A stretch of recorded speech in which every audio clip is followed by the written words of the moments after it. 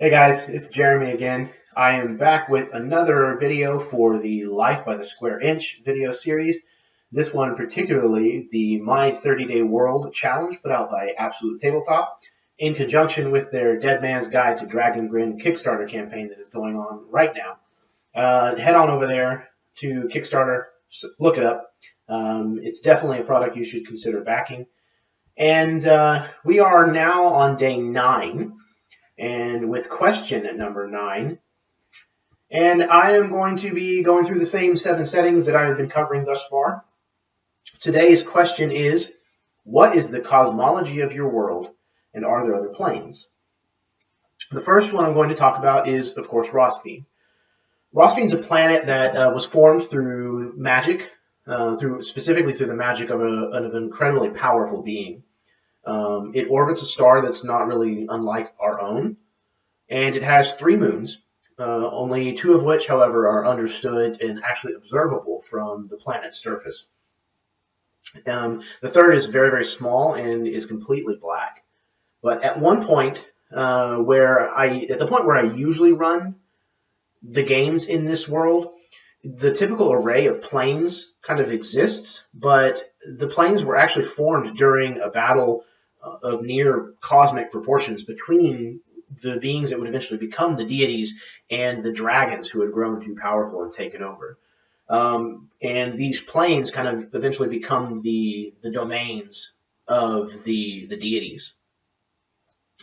The second setting is Arath. As mentioned before, Arath is a tidally locked planet, so it orbits a trinary star system, meaning that there's 3 suns.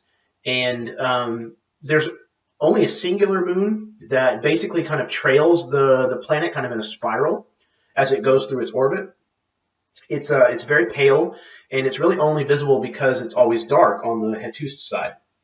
There aren't really other planes in Arath so much, as everything is kind of pretty much contained within the planet or its neighboring galaxies. The third setting is Acid Rain. Since Acid Rain takes place on a slightly alternate Earth, there isn't really anything different about its cosmology outside of our own. But the fourth setting is Downland. And as I stated previously in videos before, Downland is formed from the dreams of children.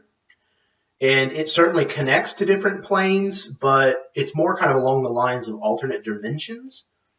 But it itself is actually kind of a crossroads that connects other planes to one another.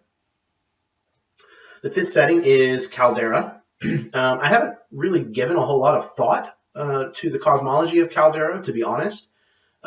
Similarly to Acid Rain, it has a very zoomed-in focus. So even a lot of the rest of the world is kind of situated in a loose and fuzzy kind of way.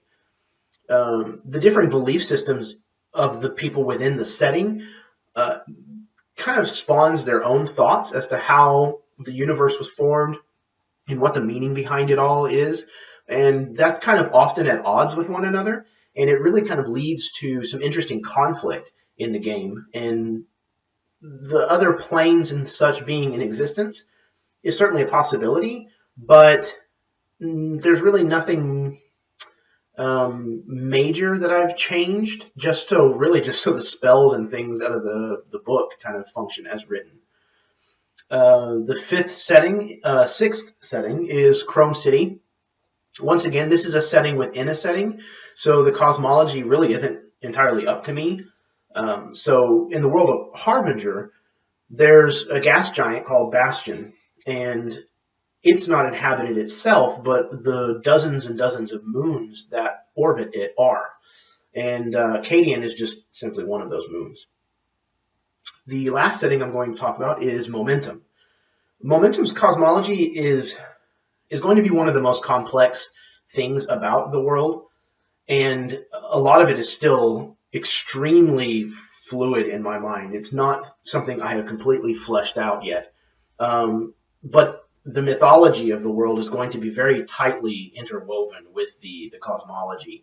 But I do know that it's going to be a fractured piece of the world that the Colosseas were actually living on once before, that it actually died. And they kind of took this splinter and gave it an existence all its own.